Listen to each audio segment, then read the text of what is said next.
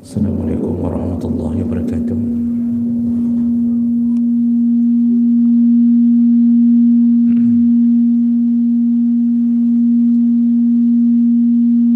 Alhamdulillahirrabbilalamin. Wassalatu wassalamu ala nabiyina wa sayyidina Muhammadin wa ala alihi wa ashabihi ajma'in. Amma ba'd. Rabbi shrah li sadri wa yassir li amri wahlul 'uqdatam min lisani yafqahu qawli. Segala puji bagi Allah, kemudian salawat dan salam pada Rasulullah, pada keluarga dan seluruh sahabat-sahabatnya. Bapak Ibu jamaah salat subuh yang Allah muliakan insyaallah.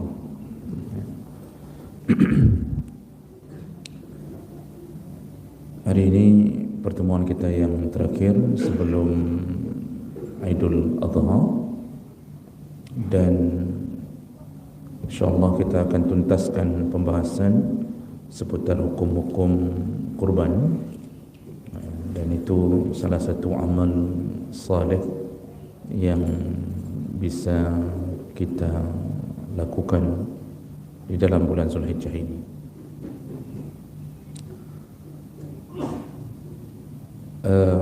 Kita tadi ke minggu yang lalu kita sudah membahas bahawa ketika datangnya Zulhijjah maka jangan lewatkan kesempatan untuk menerima tawaran Allah, yaitu beramal saleh, karena Zulhijjah adalah bulan saingannya Ramadan. Maka oleh karena itu bagi yang berhaji, itu salah satu kemuliaan yang mereka lakukan di dalam bulan Zulhijjah.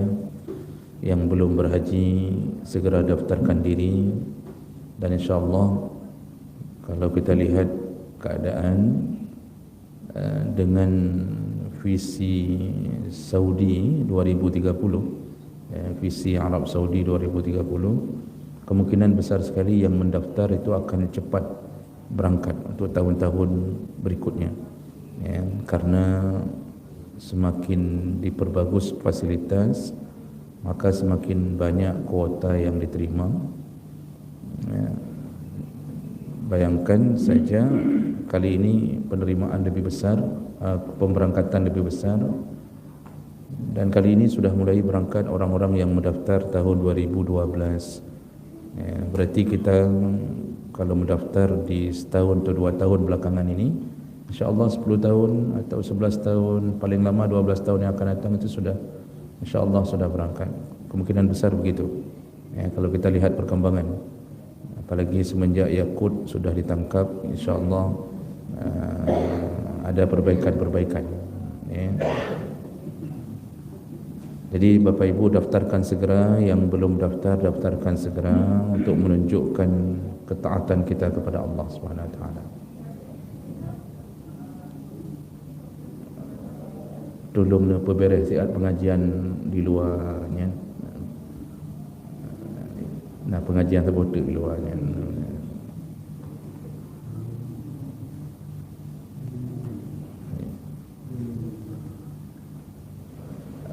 Baik, kemudian juga ingat kembali, hendaknya jangan lewatkan berpuasa sunnah, karena puasa sunnah di bulan Zulhijjah berbeda dengan puasa sunnah di hari-hari yang lain kecuali Ramadan.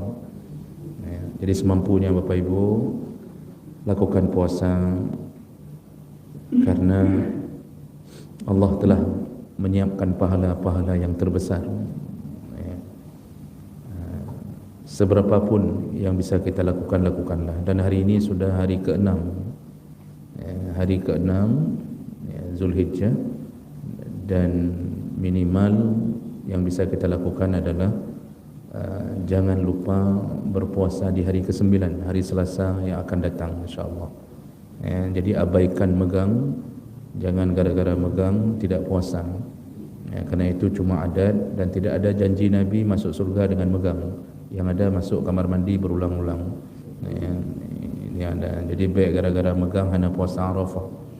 Ya. Dan lalu perbanyak amal saleh, bersedekah, salat malam, salat duha, perbanyaklah baca Quran.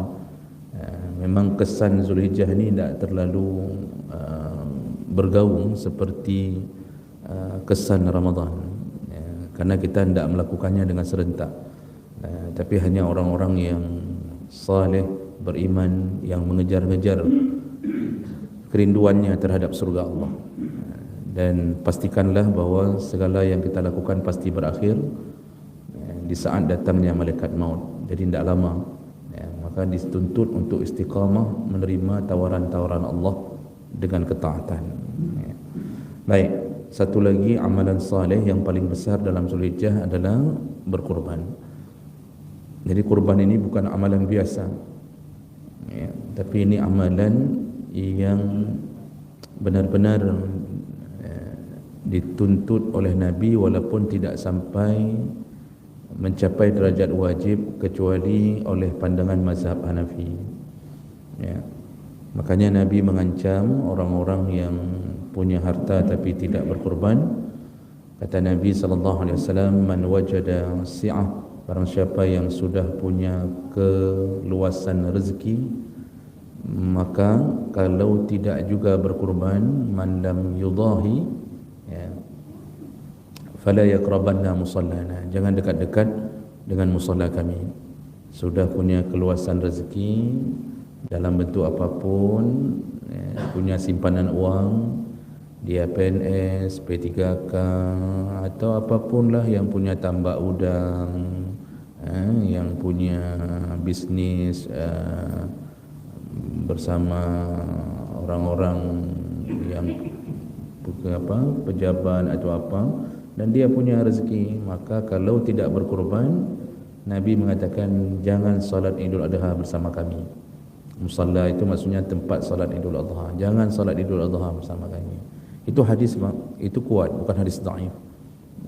Jadi Nabi marah kepada orang yang diberi nikmat tapi tidak bersyukur. Padahal Allah cuma minta 2,5 juta. Yang dia terima selama ini sudah hampir 11 bulan. Dia kumpulkan harta yang diberikan Allah itu mencapai puluhan juta. Watai gelake 2,5 juta hana tajuk. Ini makanya ciri-ciri akan dibangkrutkan Allah di dunia dan di akhirat. Sekali lagi, semua kita disuruh berkurban, bukan satu keluarga satu kurban, bukan. Dasarnya yang paling afdal itu semua kurban. Jadi kalau istri ada rezeki, istri pun kurban. Suami kurban, istri kurban, anak-anak kurban.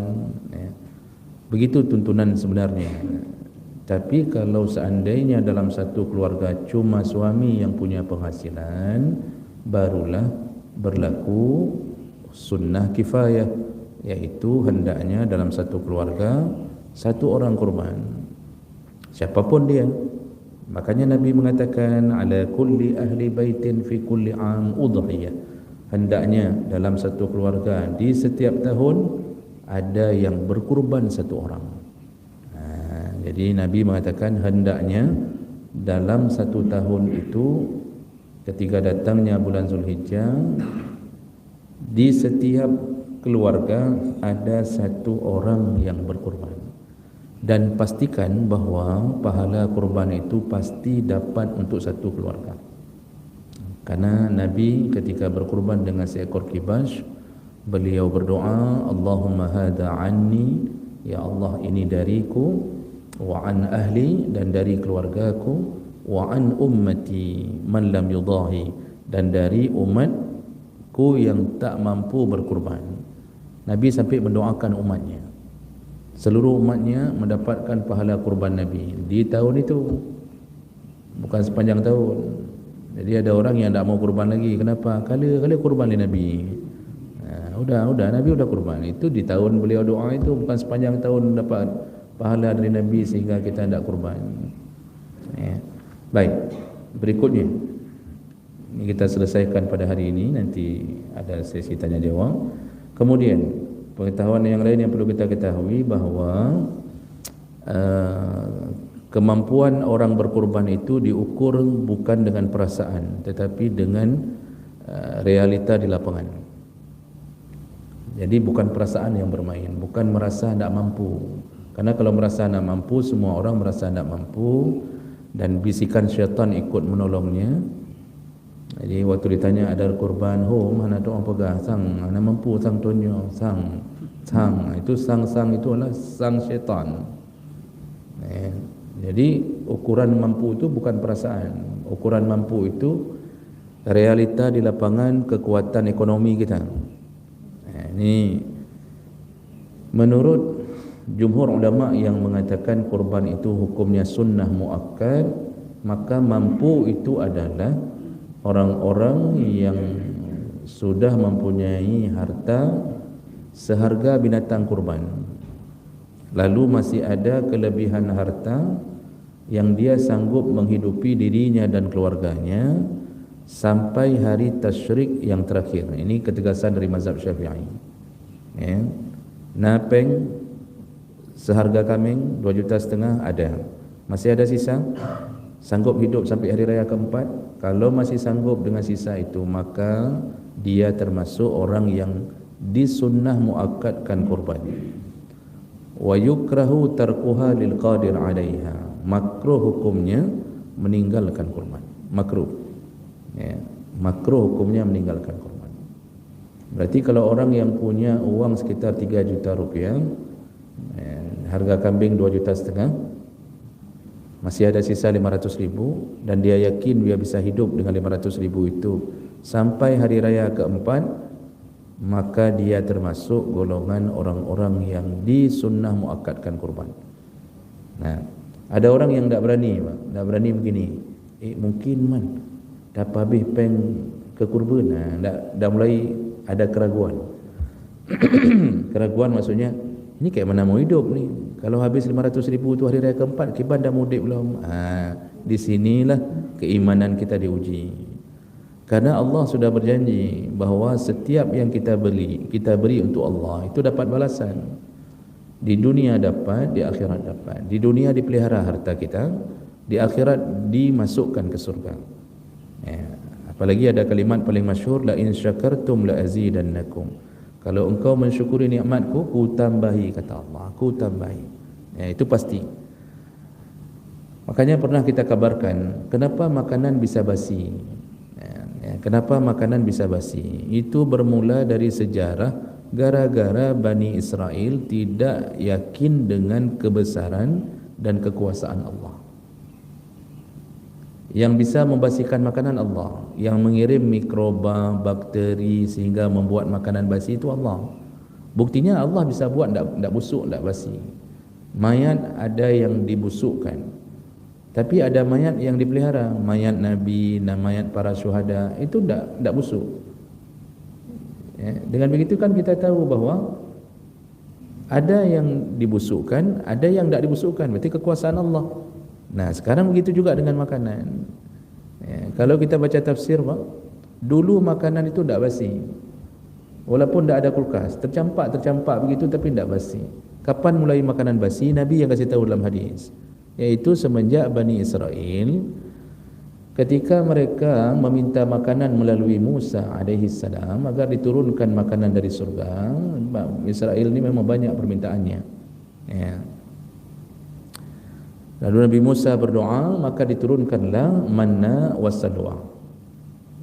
Manna nama burung yang tiap hari turun bertengger di tangan-tangan mereka, lalu mereka menangkapnya untuk makan. Memang diturunkan untuk mereka di tengah-tengah padang pasir itu, di Sinai itu.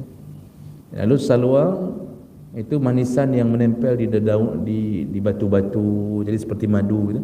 Seperti madu nempel turun dari surga untuk memenuhi keinginan Bani Israel.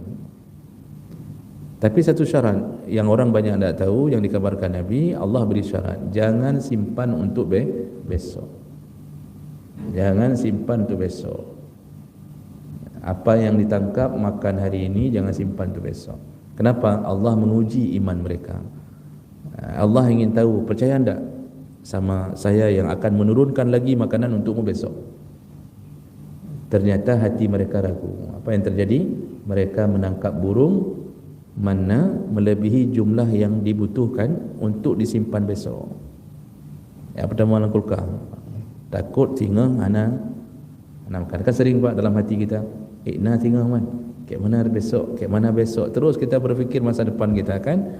Nah, Allah menguji mereka dan mereka ternyata melanggarnya. Semenjak mereka melanggar itulah kata Nabi dalam hadis riwayat Muslim, makanan dibasikan oleh Allah. Allah murka, makanan dibasikan. Makanya Bapak Ibu, jangan ada keraguan kalau sudah kurban, kek mana lo malai kurban, ana mungkin dah habis peng lah ATM gara-gara kurbannya. Ana mungkin na kiban lo nyalinya. Kek mana lagi hidup kita kalau dah kita kasih kurban tinggal uang 500,000. Inilah Bani Israel yang tersisa sekarang, ya, yang masih hidup yang penuh dengan keraguan. Maka tidak kurban-kurban kerana dihinggapi dengan keraguan, masih hidup tidak kita, ya. Jadi jemaah melakukan Allah Subhanahu Wa Taala, jangan lewatkan kurban, ya, jangan lewatkan kurban, ya. Berjuanglah agar bisa berkurban. InsyaAllah setelah itu lihatlah bagaimana Allah akan tambahi, ya, rezeki kita, keberkahannya. Allah akan buat banyak sekali perubahan-perubahan setelah kita mengikhlaskan harta kita untuk Allah Subhanahu Wa Taala. Baik, berikutnya, kurban itu ada dua model. Ada kurban wajib, ada kurban sunnah. Kurban wajib terjadi karena dua keadaan. Ini penting untuk menyikapi keadaan orang-orang awam yang mengira bahawa semua kurban jadi wajib hanya gara-gara mengucapkan ini kurban. Kurban itu ada dua, kurban wajib, kurban sunnah. Kurban wajib terjadi karena dua keadaan. Yang pertama yaitu karena nazar. Kurban menjadi wajib karena nazar.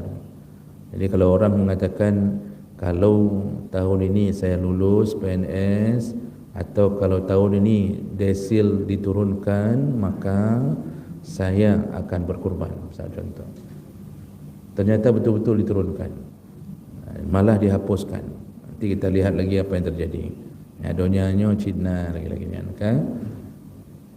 Maka wajib tahun itu dia kurban, dan efeknya tidak boleh dimakan oleh dirinya dan keluarganya sama sekali. Semua harus diberikan kepada fakir miskin kalau sudah berniat kurban nazar. Ini yang pertama. Yang kedua, kurban bisa menjadi wajib yaitu bita'yin, dengan ditak'yinkan. Ta'yin itu apa? Ditetapkan, ditentukan. Jadi contohnya bi ayyakula hadhihi udhiyah atau ja'altuha udhiyah.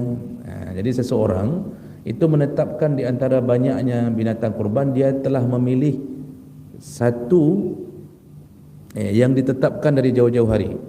Contoh apa? Kita pelihara binatang, kita pelihara kambing. Lalu kita mulai mengatakan, "Nyo yang putihnya apa? Ni yang putih ni ya, ni saya kurban ni tahun ni. Ni yang putihnya. Nyo katanda yang putihnya."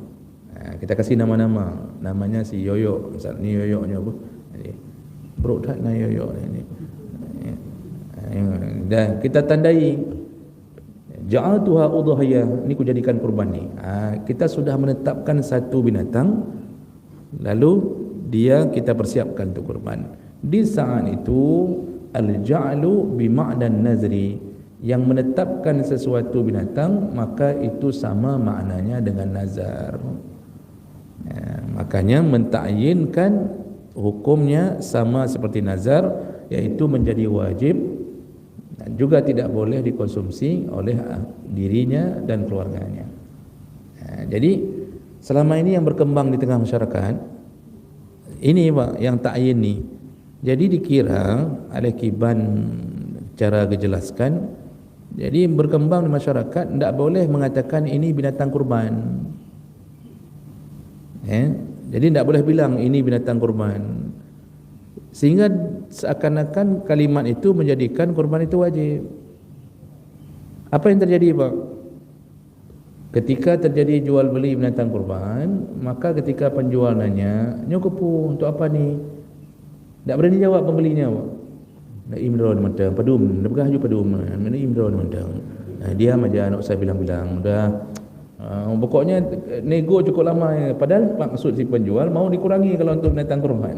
Kata penjual, "Oh kaji lah kayaknya, kenapa lah gero je kacau harganya." Tanya enggak, mana jauh. Kamu lagi. Waktu mau ditulis di dalam bond itu bina untuk kurban, disuruh hapus baik tulis kurban. Baik tulis kurban, tulis macam kambing kena mati. Misalnya ni kambing untuk mati, tulis saja, jangan tulis kurban, takut jadi wajib. Itu dah mulai itu ke situ arahnya. Kemudian begitu nanti dibawa, ada tetangga lihat kambing itu, apa tu? Kepungan. Kurban langsung nak beri Indro kemetang baik katanya kan tapung. Pot hanyang kurban. Kan kurban yang kena ikat, kena mati kena itu. Akhirnya 10 hari nak berani ngomong demi menjaga supaya jangan bilang ini kurban. Cukup tersiksa hukum begini. Kalau ini diambil hukum hanya dengan mengatakan ini kurban menjadi wajib, itu bapak yang tertulis di papan tulis tu nya wajib mandu men. Kenapa? Jauh-jauh hari sudah menulis pendaftar kurban nya wajib mandu men Pak. Itu berkembang di masyarakat Pak. Kiban cara dijelaskan di padahal yang kita dapatkan di kitab tak begitu. Dia kita menetapkan ta'yin itu misal dari kumpulan kambing yang kita pelihara, ada 30 ekor kambing. Satunya kita tetapkan, ni yang putih ni, yang putihnya, tioyok puno, nyo apa? Nyo hana lain, nyo kurban. Itu sama dengan menazarkannya. Tapi kalau kita beli, itu tak masalah. Lalu nanti ada yang bilang lagi tak boleh tawar-menawar kalau beli binatang kurban. Kok menang penjual tak boleh tawar-menawar? Tanya sama pembeli padum, nyo 4 juta. Jadi cuma kita garuk-garuk kepala aja mak, garuk-garuk. Oh mak kipan cara apa juta nyo. Tatap nyan pihan je tak ada kayak kurang pihan je. Tak bisa kita kayak kurang kakak punya menang. Kakak. Penjual pun mengatakan kakak. Kakak enggak ada jawab enggak berani tawar mak. Aneh-aneh hukum berkembang sendiri dari mulut ke mulut, bukan berasal dari saluran yang diinginkan. Kakak enggak boleh tawar-menawar. Padahal kurban bab lain, tawar-menawar itu juga bab lain. Itu kan bab jual beli. Yang ini kan bab kurban. Mana ada hubungan antara jual beli binatang dengan kurban. Yang kita jual beli kan lakukan ikhyar, kita boleh tawar-menawar. Cuma hati-hati juga menawar terlalu tinggi. Sehingga akhirnya kita mulai terkesan kita tidak mau berkorban yang terbaik untuk Allah. Jangan begitu. Begitu juga kalau penjual mengatakan, "Pak, ada yang lebih bagus lagi Pak, ini lebih gemuk lagi Pak, lebih gemuk lagi, tamah leher tu dan tamah." Misal itu kalau sudah begitu Pak, kita lihat ada yang lebih bagus, itu disuruh ambil. Karena kurban itu untuk Allah. Jadi disuruh ambil yang terbaik untuk Allah. Begitu ya. Jadi selain daripada kurban wajib dengan 2 cara ini, semuanya kurban sunnah. Kurban sunnah itu efeknya boleh dimakan, sepertiganya lagi untuk dibagi kepada yang tidak membutuhkan, dan sepertiganya lagi dibagi untuk yang membutuhkan. Surat Al-Hajj ayat 36, ayat 39 atau 36 itu menyebutkan fakulu minha. Kalau kurban sunnah maka sepertiganya makan. Sepertiganya dimakan. Maksud makan, jangan sampai nak makan, walaupun boleh. Karena Allah suruh makan. Kenapa Allah suruh makan? Allah ingin mengatakan bahawa rasakanlah nikmatku selama ini kepadamu. Jadi kita itu disuruh rasakan betul, ya Allah, daging ini terbentuk karena Allah menundukkan kambing, menundukkan sapi untuk jadi makanan kita. Jadi disuruh syukuri nikmat Allah yang kita tidak sadari selama ini. Makanlah. Sepertiga itu maksimal Pak, bukan wajib sepertiga. Jadi jangan paksa-paksa panitia. Kelung seperleh apa? Menyuhana seperleh hang kujuk kena. Kata panitia kacau juga, alih juga, ke asi juga. Jadi kalau kita sembelih sendiri kita boleh ambil sepertiga. Tapi kalau sudah serahkan ke panitia, ya itu tergantung kebijakan lah. Tapi jangan sampai tidak makan. Jadi jangan sampai berbuat baik tapi agak bangai di ujung. Kata panitia, ini ibu, ni jatah untuk ibu ya, kambing ni sepertiganya atau 2 plastik jatah. Lalu kita mengatakan, tak usah. Saya tidak usah, kasih aja ke fakir miskin semuanya. Kan baik kan Pak? Masya Allah baiknya. Tapi bangai. Karena Allah suruh makan memang. Jadi walaupun satu plastik minta jatah kita minta. Lalu ada pertanyaan lagi. Tapi Ustaz, yang saya kurbankan sapi A.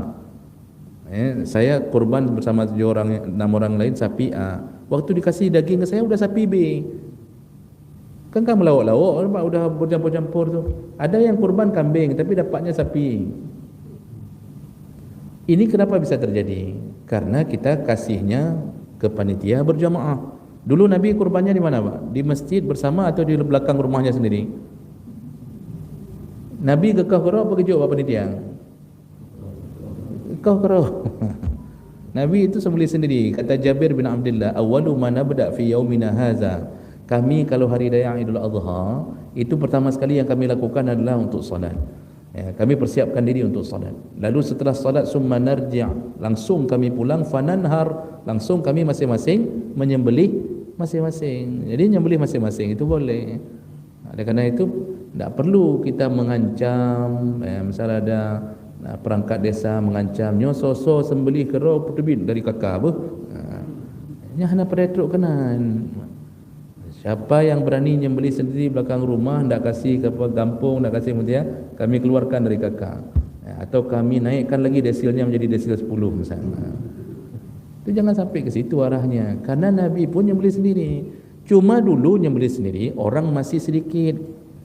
Jadi bisa dibagi semuanya, dapat bagi-bagi. Sekarang orang sudah banyak, fakir miskin Masya Allah, luar biasa. Maka ketika kita menyembelih berjamaah, itu lebih bermanfaat untuk sekaligus tertata dengan baik. Kalau semua sembelih masing-masing, yang dapat orang miskin itu aja Pak. Saya kasih si miskin, tentu yang saya pilih miskin yang salat. Si B, tetangga saya sembelih sendiri, dia kasih juga si miskin itu lagi. Akhirnya si miskin itu Pak, Masya Allah, meledak-ledak Pak. Kulkas saja sampai ke atas kulkas payah taruh. Antik barang. Naik kasihan, orang miskin karena mungkin tak pernah dia berjamaah, mungkin karena orang miskin ini kan banyak kemaafan kalau dia masih solat Pak. Kadang-kadang dia ini disibukkan dengan menghidupi dirinya. Kita nak mau kasih, kita mengatakan, ikut jom berjamaah, tak ada yang kasih ke dia. Makanya sekarang berjamaah lebih utama. Jadi sekali pukul semua miskin dapat. Jadi oleh kerana itu, kalau sudah kasih ke panitia, itu banyak-banyak berlapang dada. Hati berlapang dada, ya sudah ambil hak sendiri saja sepertiga. Kalaupun tak sampai sepertiga, tak apa-apa. Kemudian yang lain biarkan panitia yang berbagi kepada orang lain. Dan yang kedua, kalau kurban sunnah, yang kedua, daging itu sepertiganya, kata Allah, wa at'imul qani, berikanlah kepada qani. Qani itu siapa? Qani itu yang tidak membutuhkan. Tidak butuh itu maksudnya boleh dari kalangan orang kaya. Itu bahagian yang kedua itu Pak, hadiah namanya. Suka-suka pemilik kurban. Suka-suka pemilik kurban artinya dia kasih ke orang kaya, tetangganya, dia kasih ke siapa, saudara-saudaranya, walaupun kaya, tak apa-apa. Suka-suka dia kasih ke gurunya, ke ustaz, tu dah pasti. Dan saya yakin sekali, pasti dapat. Hanya mungkin Pak, hanya mungkin hantu untuk memastikan kan, hai panitia ke lu mendum kan. Dah suka-suka kita. Suka-suka. Itu bahagian sepertiga yang kedua, itu dibolehkan memberi qani kepada yang enggak butuh. Maksud enggak butuh dia hana dekat, tapi itu hadiah kita. Itu sepertiga yang kedua. Sepertiga yang terakhir wal mu'tar. Disuruh kasih ke pakmu. Mana nak ke Pak Mutar? Masa disuruh kasih ke Pak Mutar sepertiga yang kedua? Kok mengapa Pak Mutar? Mu'tar itu Pak yang membutuhkan. Di situ baru wajib sepertiganya untuk fakir, miskinnya hajat perkara. Itu mu'tar itu wajib kasih. Itu hak fakir miskin. Jadi kalau begitu, perkara ini itu sebenarnya bukan wajib tetapi anjuran. Arti anjuran kalau bisa berbaginya begitu, sepertiga. Tapi itu enggak wajib harus begitu. Kalau kita ngambil jatah kita sedikit saja, yang lain biarkan panitia bagi, itu aman Pak. Yang penting usahakan kita ini diterima kurban kita. Itu yang paling penting. Kadang-kadang kan kita bilang sama panitia, hana pulun cok tabung plastik undang. Yang lain dia bagi je. Masya Allah, orang miskin Pak, ketika dia makan dari binatang kurban kita, itu jangan fikir enggak mengalir pahala ke kita Pak. Setiap suapan mengalir pahala. Walaupun seperti kita cerita tadi, kita tidak tahu lagi mana kambing kita, mana lembu punya kita, tidak tahu. Makanya waktu kita ambil itu, hana roh katanya, hana pupusin.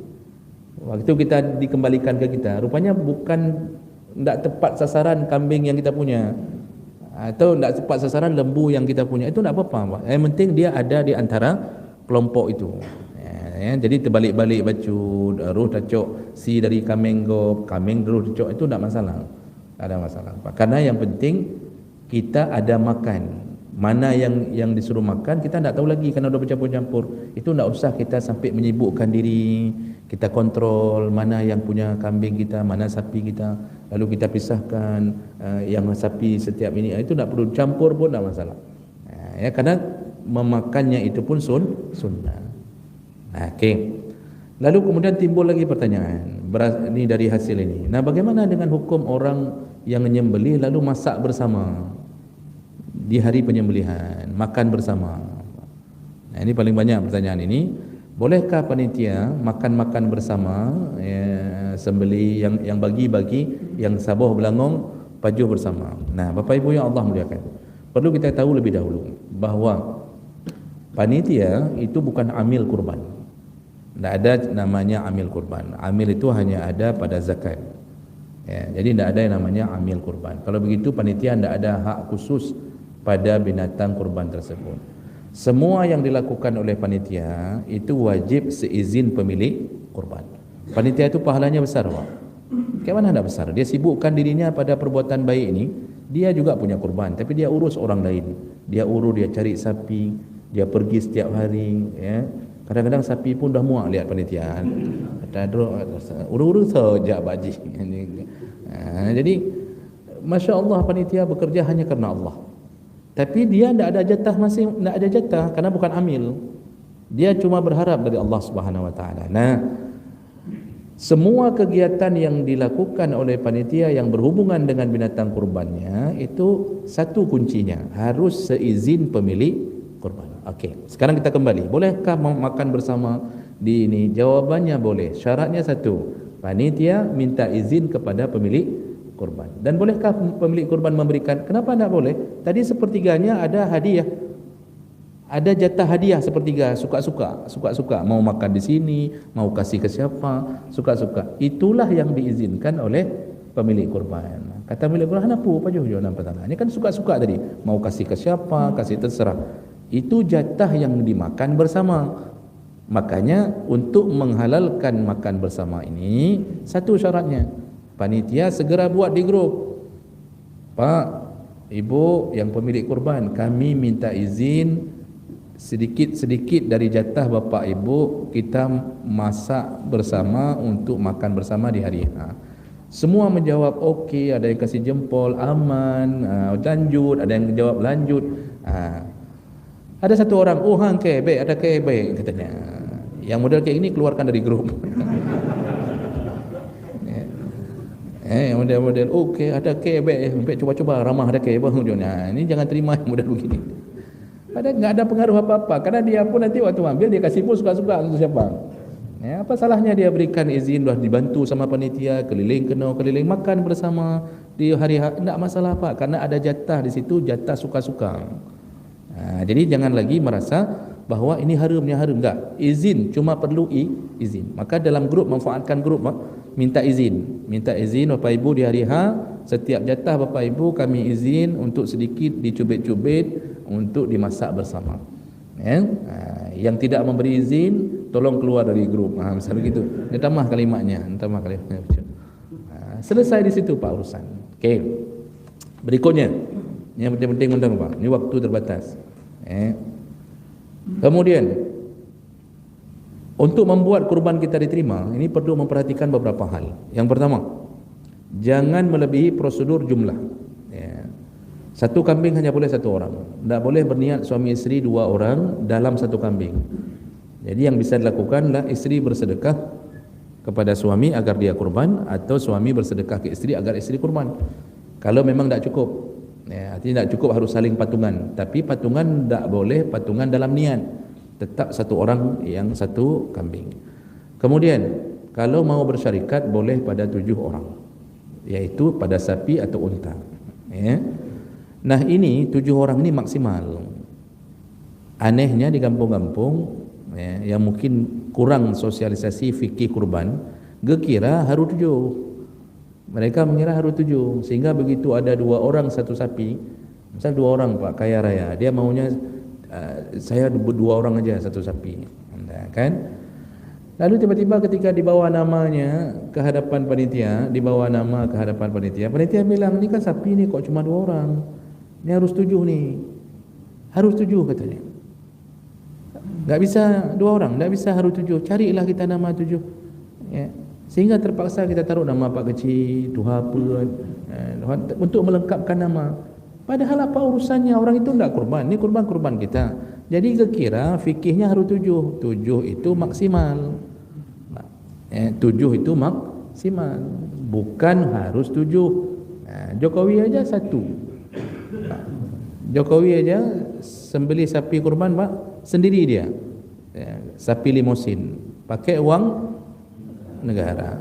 Yang masuk surga negara. Begitu Pak, ya. Nah kemudian apakah wajib menyebutkan nama?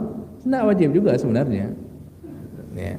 Tidak wajib juga menyebutkan nama, karena tanpa menyebutkan nama pun binatang itu sudah terpulang pada niat penyembelih yang memiliki kurban masing-masing. Karena yang sebenarnya yang mengesahkan itu hati, niat. Menyebut nama itu kan sebenarnya hanya mendramatisir, mensinetronisasi. Jadi sama kayak kita nikah pegang tangan wali. Mana ada dalam fikih nikah suruh pegang tangan wali? Sini acok kitab yang pegah bahawa akad nikah baru sah kalau pegang tangan wali. Mana ada? Wali duduk di sana, kita duduk di sini. Wali mengucapkan dengan mik. Lalu kita balas, di sini kita jawab, telah ku nikahi, telah ku terima nikahnya. Sah. Nya cuma sinetronnya biar sempurna, maka duduk dekat, pegang tangan.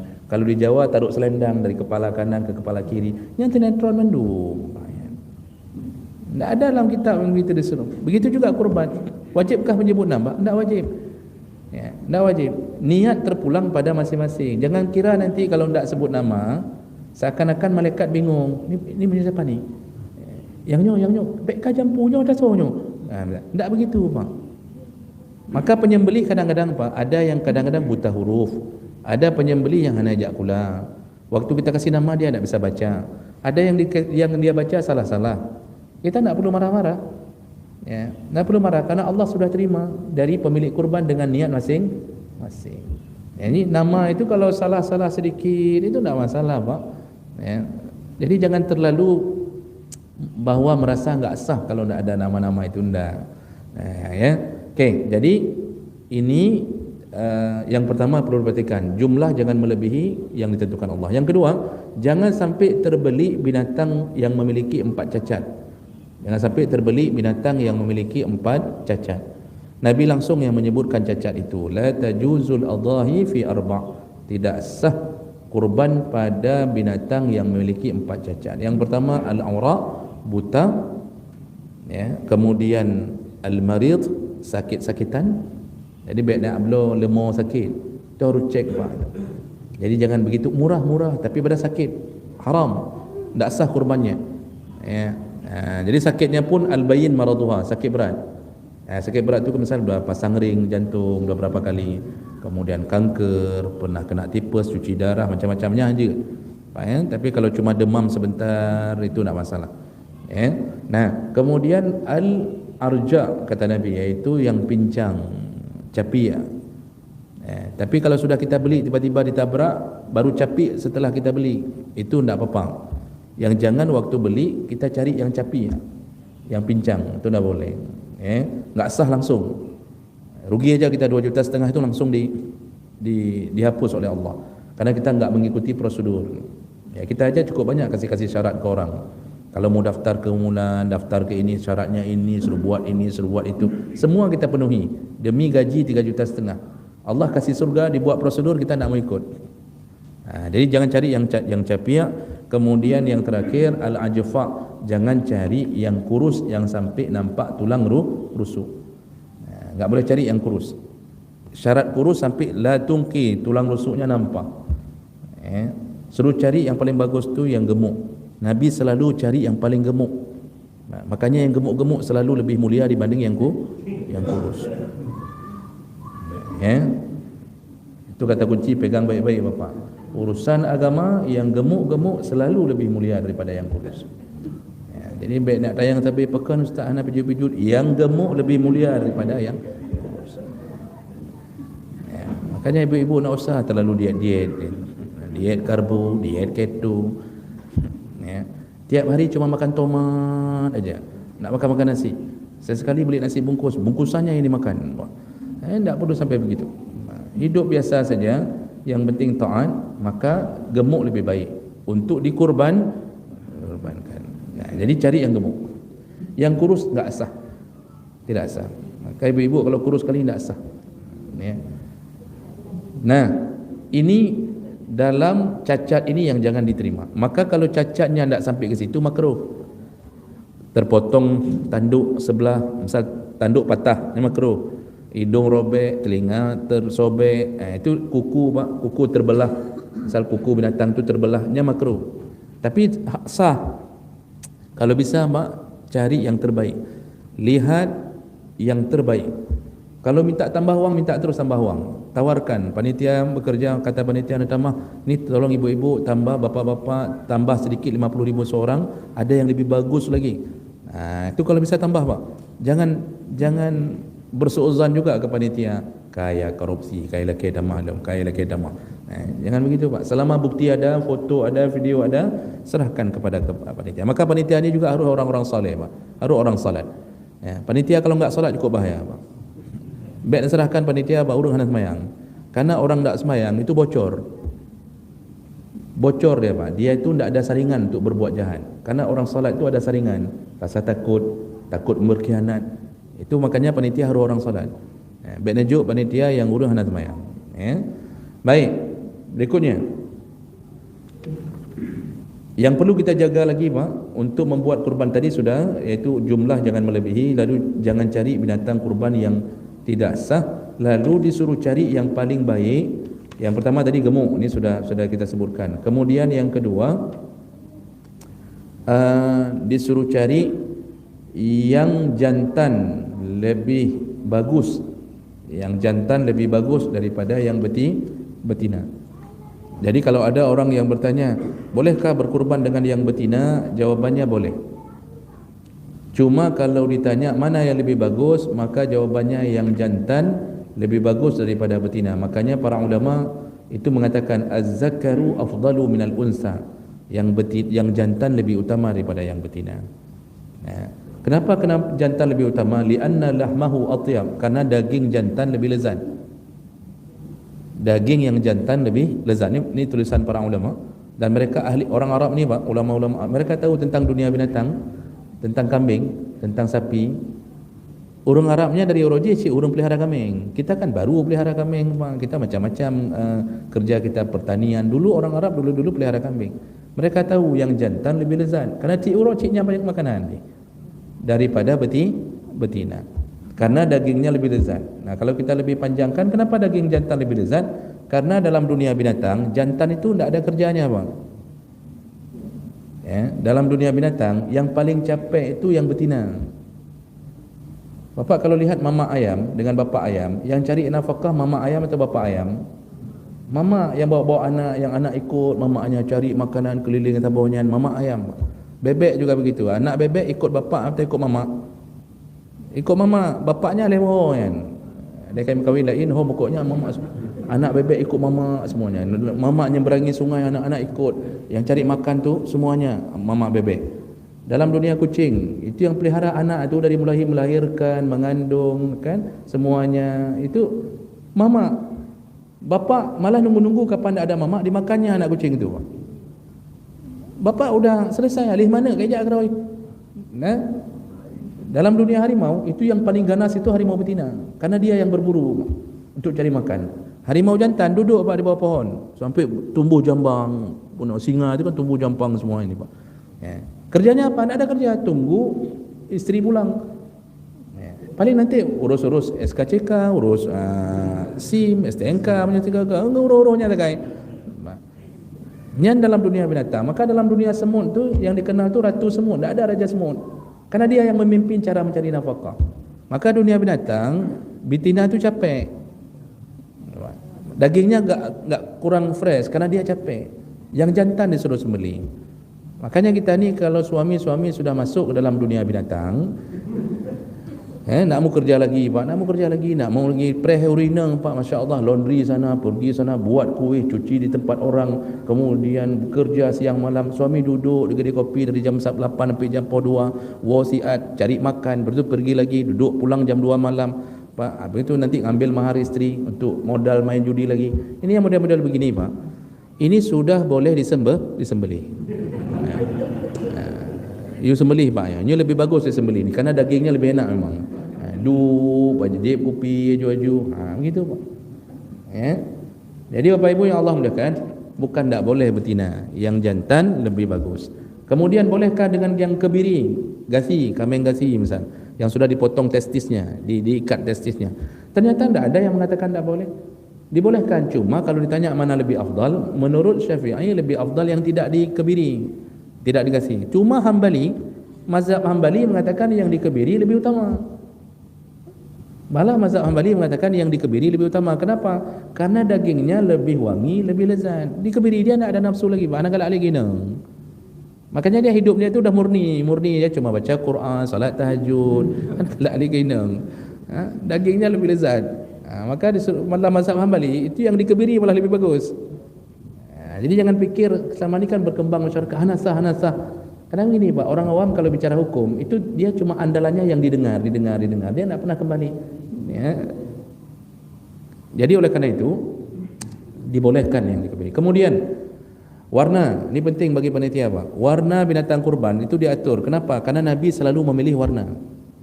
Nabi itu kalau berkorban, beliau itu selalu memilih yang pertama warna putih. Tentu ini yang dimaksud pada binatang kibas atau kambing itu bisa pilih warna.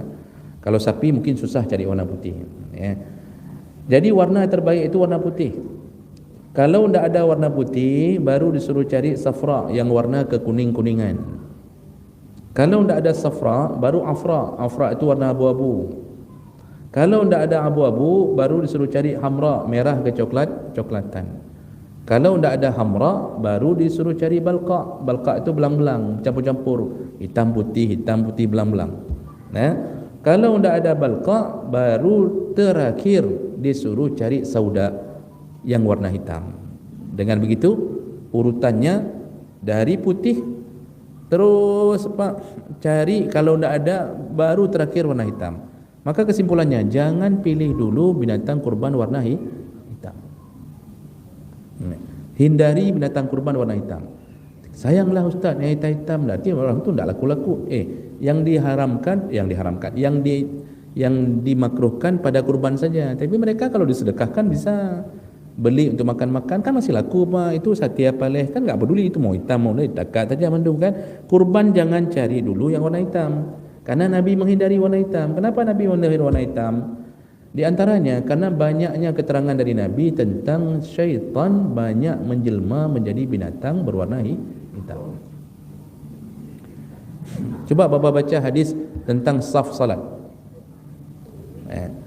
Nabi mengatakan kalau saf salat renggang segini, maka masuklah syaitan berbentuk anak kambing hitam. Nanti ada hadis lain Pak. Nabi mengatakan syaitan sering menjelma menjadi anjing hitam atau ular hitam. Ini makanya menghindar dari binatang berwarna hitam. Kalau bisa jangan Pak. Cari dulu yang paling putih, yang paling bagus itu cari. Kenapa kita harus sampai segitu? Ini masalahnya untuk Allah supaya kita diterima agar masuk surga. Jadi jangan salah-salah ya. Okey. Bapak Ibu, ini warna ini berlaku hanya pada binatang kurban, tidak berlaku pada manusia. Jadi jangan kira orang hitam jelma syaitan semua. Jangan mengira hitam jelma syaitan. Ibu yang punya suami hitam, tapi wang belanja banyak, itu lebih mulia daripada suami putih kerit mati. Suami ada yang hitam, tapi Masya Allah lembut, wang belanja dikasih lebih-lebih, kan? Setiap hari Minggu tu dibawa ke waduk, kita lalu isteri ditenggelamkan ke waduk, kemudian diambil lagi, Masya Allah jalan makan Indomie bersama, lebih utama dia daripada dapat suami putih kriat palis. Alamak. Makanya dalam manusia itu tidak peduli warna, tapi hati yang menjadi penentu. Ya, okey. Sedikit lagi, 5 minit lagi selesai. Kemudian yang tidak dibolehkan selama berkurban, iaitu jangan jual kulit binatang kurban. Rasulullah mengatakan man ba'a jilda udhiyatihi fala udhiyata lah. Barang siapa yang menjual kulit binatang kurban, maka tidak ada kurban untuknya, langsung tak sah kurbannya. Jadi apa yang bisa kita lakukan dengan kulit? Kulit itu boleh dimanfaatkan. Maka Aisyah memanfaatkannya menjadi tempat minuman. Dibuat kulit unta itu jadi tempat minuman, boleh. Bapak kalau mau jadikan kulit itu apa saja boleh dibuat jadi rebana, ya. Bapak mau jadikan spring supaya sesekali sensasi tidur di atas sapi, silakan. Mau jadikan gorden, kemudian mau apa-apa, misal penutup dispenser, terserah. Pudumpu je. Mau jadikan tas rajut, terserah. Yang jangan jual. Kasih ke orang boleh, kasih ke panitia boleh. Mau dibuat kerupuk kulit boleh, yang jangan jual. Nah, sekarang timbul masalah, Pak. Ketika tidak boleh dijual, panitia tidak mau terima, kemudian orang miskin pun tidak mau, kupulung yang kulitnya, kan? Akhirnya tercampak-campak, 10 kambing tercampak kulit, Pak. Udah menggunung kulit. Apa yang bisa kita lakukan? Kita tanam. Kalau kita tanam kan mubazir. Disitulah ada pandangan dari ulama mazhab Syafi'i Hanafi mengatakan bahawa dibolehkan menjual, tapi dengan satu syarat, hasil penjualan semuanya wajib dibagi ke fakir miskin. Tak boleh diambil oleh panitia kecuali panitia miskin, dan juga tak boleh kembali kepada pemilik kurban. Itu bisa jadi solusi, Pak. Jual, tetapi semua hasilnya amplopkan, kasih lagi ke fakir miskin. Ini yang bisa dilakukan. Nah, karena ada orang, Pak, yang mau terima. Itu sekarang kan ada yang penjual yang buat kerupuk itu, kayak di kandang itu ada pembuat kerupuk kulit, Pak. Yang diterima ya, Pak. Ya, itu bisa dilakukan, tapi tidak boleh ambil sama sekali oleh pemilik kurban, oleh panitia, kecuali miskin. Berarti dapat jatah dari kulit berupa uang hasil penjualan. Syaratnya tidak boleh apapun selain itu. Untuk bangun musalla, membuat WC, tidak boleh, harus kembali ke fakir miskin. Begitu kan? Kemudian wajib bayar dengan uang terpisah. Tak boleh bayar dengan daging atau kulit. Jadi kalau berapa ongkos jagal 300.000, cok peng kasih, bukan membayar dengan daging atau kulit. Kemudian memindahkan kurban. Kita tinggal di Panggoi, tapi kurban kita ke Banda Aceh, kurban ke Medan, boleh atau tidak? Mazhab Hanafi mengatakan makruh. Selain mazhab Hanafi, Maliki, Syafi'i, Hambali haram. Ya, Pak, dengar baik-baik. Haram hukumnya dalam pandangan jumhur ulama selain Hanafi. Hanafi makruh, tetap tak boleh juga, tapi makruh. Maliki, Syafi'i, Hambali mengatakan haram. Wa yuhramu nakluha, haram memindahkan kurban, kecuali di bawah jarak boleh qasar salat. Boleh pindah tapi tidak boleh melebihi jarak boleh qasar salat. Berapa jarak boleh qasar salat? 89 atau 90 km. Kalau bapak mau pindahkan kurban, maksudnya transfer uang biar kurban di sana, kurban di sini, boleh jaraknya di bawah 9 jarak di bawah qasar salat. Berarti kalau ke Biren aman, ke Pantun Labu masih aman. Menyo ke Samalanga sang 20 kilo ni antang. Tapi di atas Samalanga meredu siglinya han hali, Pak, bekli. Jangan kirim. Begitu juga yang jauh-jauh, misal kampung kita di Melabuh, nak kirim kampung, enggak boleh. Ya. Kecuali, ada kecualinya, dengan satu alasan, yaitu tempat yang kita kirim itu asyaddu hajah, betul-betul membutuhkan. Miskin sekali, Pak. Jadi misal kita tinggal di Cubung, misal. Kalau di Sigli itu di Cubung.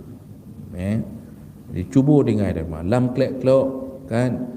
Kemudian sana orang petani semua, tak ada yang PNS, tak ada kurban satu pun, miskin-miskin sekali, Pak. Contoh ni, ini kita kirim, kebetulan kita misal kampung di situ, kita kirim ke sana, boleh tak? Boleh. Kita lihat di sini sudah 5 sapi, 10 sapi. Di sana kita telefon orang kampung, ana masa boh. Sampai orang tu bilang, "Hana kurban ke tanah tabah." Jadi memang gasing-gasingkan. Itu baru boleh. Alasannya karena di sana membutuhkan dan tidak ada kurban. Kalau di sana ada, di sini ada, tetap di tempat domisili lebih utama. Tetap disuruh kurban di tempat domisili. Kenapa kita disuruh kurban di tempat kita tinggal, Pak? Karena pertama, Nabi tidak pernah memindahkan kurban melebihi kota Madinah. Yang ada beliau kurban terakhir waktu haji. Tapi hari-hari beliau kurban di Madinah, tidak pernah dikirim ke luar kota Madinah, tidak pernah. Padahal Mekah itu kan tanah kelahiran beliau, tapi tidak pernah kirim. Yang kedua, yang paling berhak menerima kurban kita adalah orang miskin yang berada di sekeliling kita. Karena mereka yang selalu melihat kita berbulak-balik, Pak, dengan baju coklat, baju putih. Nanti ada yang baju dari kepala sampai ke kaki, tidak ada pinggangnya, tidak ada celananya. Kan warna kadang-kadang biru putih, biru merah, menulis hino macam-macam, menulis Pertamina, menulis PIM, macam-macam, Pak. Mereka lihat tiap hari. Mereka sambil duduk itu bertanya-tanya, Pak. Bapak tu mana kerja? Bapak tu Masya Allah gajinya berapa tu? Itu pasti Masya Allah istrinya pasti cantik. Karena kalau orang kaya istrinya cantik katanya. Itu begini-begini. Begitu, Pak. Tiba-tiba begitu musim kurban, semua orang kaya yang berada di kampungnya memindahkan kurban keluar, sehingga mereka tidak dapat apa-apa. Itulah efek sosial itu yang dijaga. Maka kurban di tempat domisili kalau mau pindah pun pindah di bawah jarak 90 km. Okey. Yang terakhir. Ini orangnya Hanabu, Pak. Hanabu, Hana? Ya, puasa mandu. Hari ini tidak ada nasi.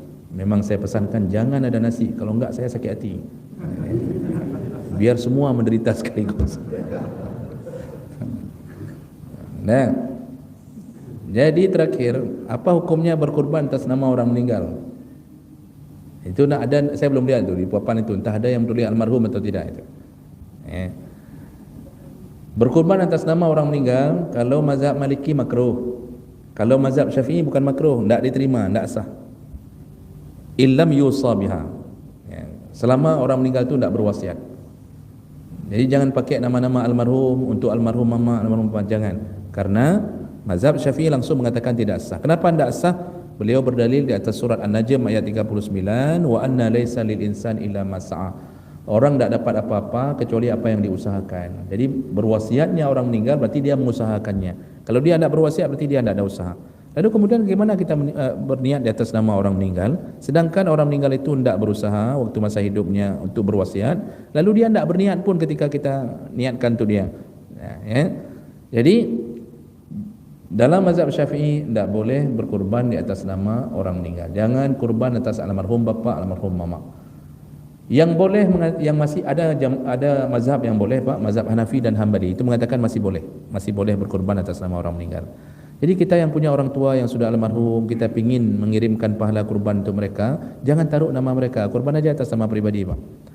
Lalu berdoalah, ya Allah kirimkan pahalanya ke orang tuaku. Sampai tak, Pak? Sampai, pasti sampai. Kalau bapak nak percaya, cuba mati dulu, lepas tu balik lagi ke sini. Sampai, Pak. Kenapa sampai? Ada jaminan dari Nabi, setiap orang yang meninggal semuanya terputus kecuali 3 perkara. Salah satunya waladun salihun yad'ulah. Anak saleh yang mendoakannya. Itu kenapa Nabi pakai kalimat saleh? Kenapa tidak disebut anak kandung yang mendoakannya? Kenapa anak saleh yang mendoakannya? Itu yang perlu kita tahu, koneksinya di sini. Kesalehan anak ini adalah hasil daripada kerja keras daripada orang tua. Dikasih ke pesantren, dia cari harta, ya dididik di rumah, kah begat ne, baikkah penyo. Sampai dia lihat contoh waktu orang tuanya masih hidup, ayah dengan mak dulu sama terus tiap-tiap tahun kurban. Jadi contoh untuk dia. Hari ini dia kurban. Tak perlu kita niatkan pun, Pak, langsung mengalir sendiri ke orang tua. Apalagi kita niatkan. Makanya jangan taruh nama mereka, tetapi kita pakai nama sendiri, lalu kita berniat, ya Allah kirimkan pahalanya. Itu sampai melalui jalur mandiri, Pak. Jadi jangan pakai jalur sana, pakai jalur mandiri dari anak yang saleh. Jadi jangan ragu, tak ada pahala orang tua kita, pahala. Malah besar pahala. Setiap kita lakukan salat jamaah, sedekahnya pahala mandung gede. Ya. Jadi oleh kerana itu hindari berkurban karena ada khilaf, cuma lebih bagus hindari untuk mengamankan diri.